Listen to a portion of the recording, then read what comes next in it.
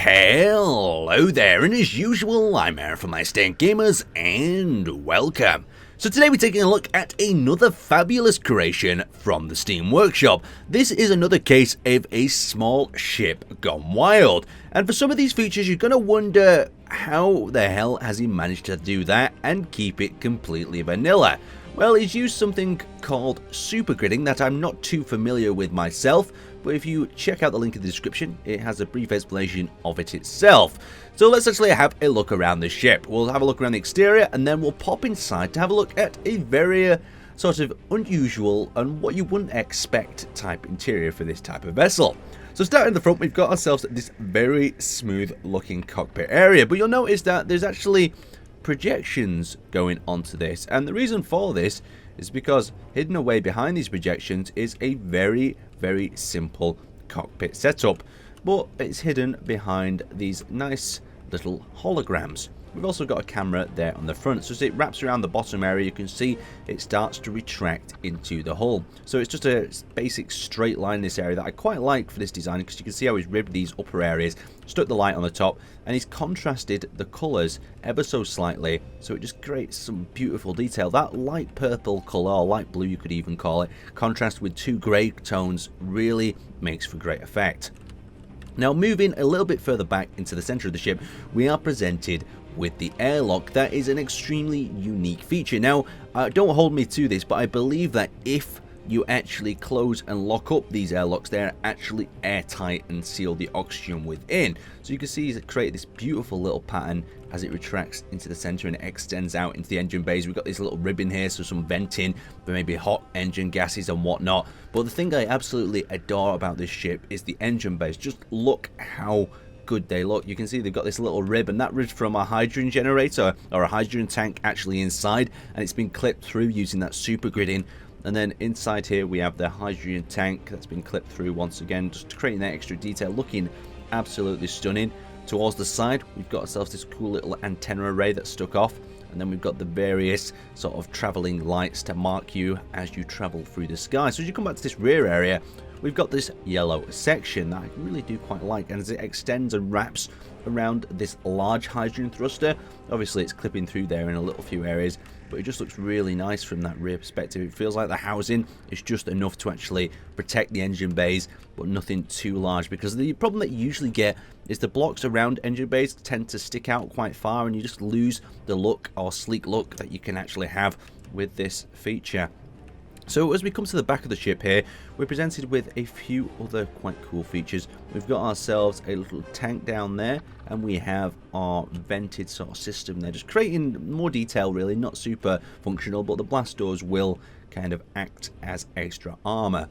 So as we wrap around the bottom, you'll see we've got the same again in design, just less detailing, but we've got a different sort of ribbed pattern. It's kind of been reversed from that frontal area into a much more staggered pattern, creating that sloped effect but still being extremely blocky in design that I quite like. So then that tucks in. This is the area I really quite like. Look how he's added these little detailed struts into this inner engine bay area, and the detailing that's going on within this section as well. You can see how that block's been clipped through the side. I mean, in terms of real engineering, if you could build this in stock, you can't actually build it, but you can import it into vanilla, so you've probably got that debate to actually go on about.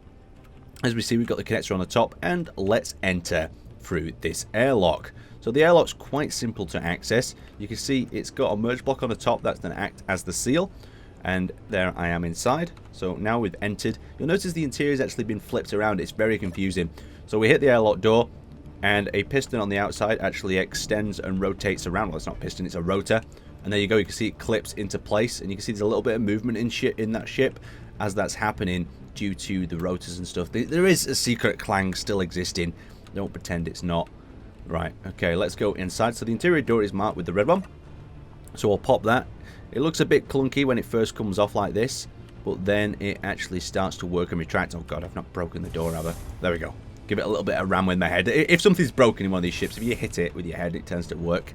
So there we go, we enter into the hull of the ship. So let's reseal up that door behind us. So the main glitchy bit of this is when it seals back to the door. You see where it clips to the block to keep the airtight seal. So as we go up into the stairs, you'll notice we're presented with a very different sort of interior. We've got a little sofa there. We also have this cool stack of batteries and a little bit of a seat here, so we can do some maybe maintenance or whatnot in that particular section, or another way of piloting the ship from the rear. And then as we enter into this area, you can see how the actual shaft of the ship, it goes straight up like this. Instead of being on a flat plane like you'd expect, the actual shaft of the sort of ship goes straight up, so we can actually walk up this if we wish to with our magnetic boots. But I'll just hover up it so it's a little bit smoother for you guys. So we actually have the bunk room as the first room. We've obviously got a really nice little table here made out of an LCD and a rotor on the bottom. We've got ourselves a cooking stove, some storage, everything you need in a little bedroom.